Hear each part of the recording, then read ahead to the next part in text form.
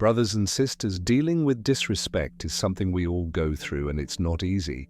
But what if I told you that Islam has a solution to this problem? Our Prophet Muhammad, SAW, said, "The strong man is not the good wrestler. The strong man is only the one who controls himself when he is angry." Sari, think about this for a moment. True strength isn't about overpowering others. It's about mastering yourself, especially when faced with disrespect. So in this video, I will tell you 7 practical principles to help you approach disrespect with calmness. As always, I challenge you to stay strong and watch this video until the very end. Do not be weak. Number 1, protect yourself from ignorance. In the Qur'an, Allah guides us through moments of disrespect. In Surah Al-Furqan, which is translated as, "And the servants of the Most Merciful are those who walk upon the earth easily, and when the ignorant addresses them harshly, they say words of peace." Now let's break this down with a real-life example. Imagine someone makes a disrespectful comment about you, your character, or your abilities. In that moment of hurt, you must remember the advice of Allah and the words of the Nabi ﷺ, who said, "He who believes in Allah and the last day must either speak good or remain silent." Sahih Muslim 1511. Instead of reacting impulsively and lose your dignity by dropping to their level, speak words of peace and good. And if you cannot do that, then simply tell them firmly to speak good or remain silent. And if you can't do that, then remain silent or leave. Understand this person's insulting words and behavior are about their own bad upbringing, their bad mindset, and their even worse manners. The one without manners has little to no iman. Their bad manners towards you are actually a reflection and proof of their own low quality. It is not a measure of your true value. It is the superior one who can respond in a better way.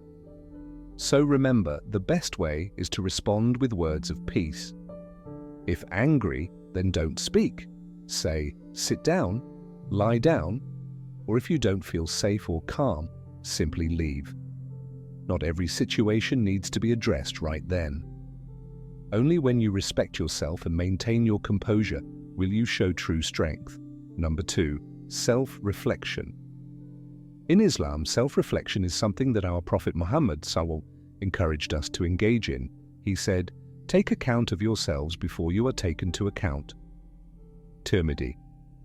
Now imagine a person makes a disrespectful comment about your choices or actions. Instead of immediately reacting, take a moment to self-reflect. Ask yourself if there's any truth in his or her words. Did you unintentionally do or say something wrong? You must ask yourself these questions before you act. Take time to reflect in a safe place when you're calm and thinking clearly. In Islam, the practice of self-reflection is the way to personal growth. By objectively analyzing the event and your role in it, you gain clarity. The goal is not to blame yourself unnecessarily, but rather to look at your situation in alignment with Islam. So, when faced with disrespect, remember to think on your actions. If you want to surround yourself with Muslims who also seek self-improvement, join our Discord server with over 900 members, growing each day. Link in the description below. Number 3.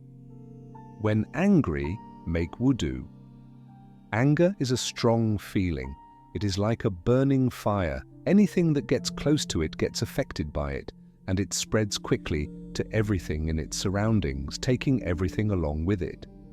This is why our Prophet SAW encouraged us Muslims to make wudu when you lose control after someone disrespects you. Why? Because what is able to put out fire? Water. So next time you become fueled with anger, go and make wudu with cold water and see for yourself how it decreases your anger. Number 4. When overthinking, stay still and silent. I want you to take a look at this image of 2 glasses of water. Both of them contain dirt, yet one of them appears clearer than the other. Why is that? because you gain peace when you stay still and silent, when you constantly overthink your mind and heart, think about things that are out of your control, and this only clouds your ability to make good choices. Our Prophet Muhammad, SAW, said, "If one of you becomes angry while standing, let him sit down. If the anger leaves him, good, otherwise let him lie down." Abu Dahi, this hadith beautifully shows how important it is to stay still and silent when you are frustrated. By taking that moment to pause, you regain control over your reactions. Now, do not misunderstand. I am not telling you to suppress your feelings. No one can control what feelings come, but we can choose what we do with them. I am asking you to be aware of your feelings, to think about them, to understand them and why they're there, and to maintain control over them, channeling them safely and wisely. Number 5, gratitude. The Prophet Muhammad, SAW, taught us, "He who does not thank the people is not thankful to Allah." Imam Ahmed. Imagine you have helped your friend with something, and that friend suddenly dismisses your efforts. How would you feel? Maybe you would feel unworthy, hurt, or upset. Some people do not merit repeated help and are actually quite harmful to us.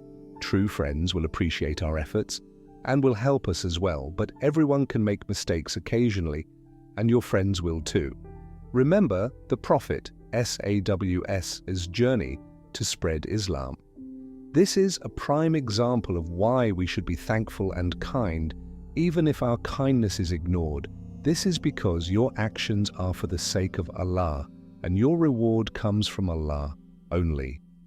When we make our intention for Allah, we will be free from the disappointment of the people around us. If this is hard to accept, it is because you are actually doing these actions for the sake of recognition from the people. This means your intention is not sincere. If people do not thank you for your efforts, remember that Allah is pleased with it regardless, as long as your intention is for Him and Him alone. It is also important to be grateful for your life, even if you're trapped with a thankless relative or family and feel unappreciated. Remember that Allah sees you and appreciates you, and your reward is even greater because of the difficulty you face.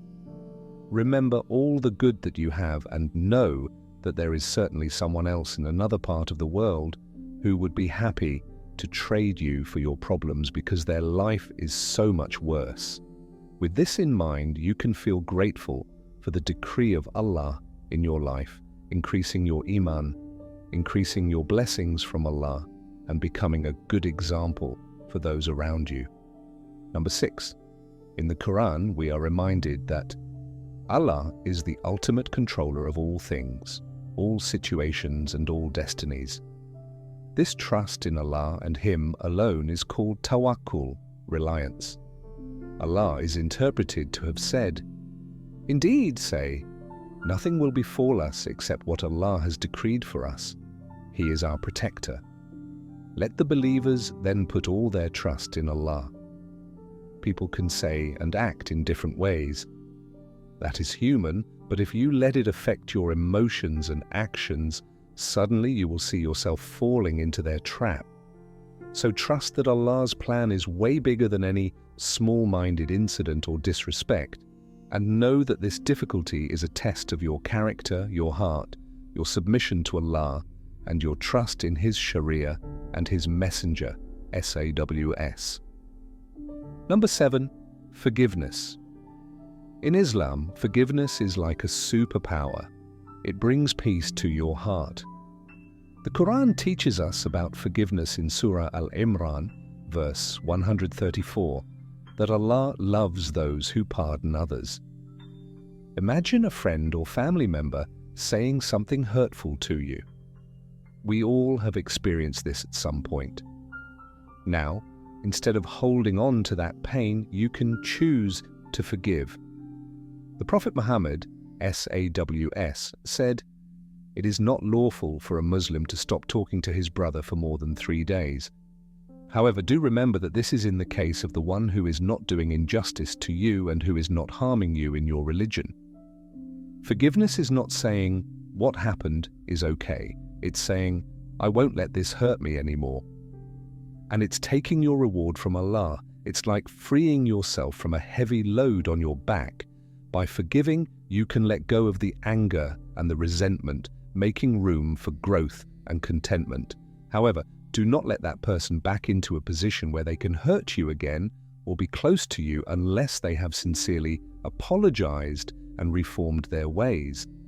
Islam does not tell us to be punching bags for others. Rather, we should be wise, we should understand what's happening, and we should be realistic as well. Know this, Allah will see your actions and reward you immensely for that. So, choose to forgive and watch your heart become lighter. May Allah reward you for your efforts. Until next time, stay blessed and steadfast.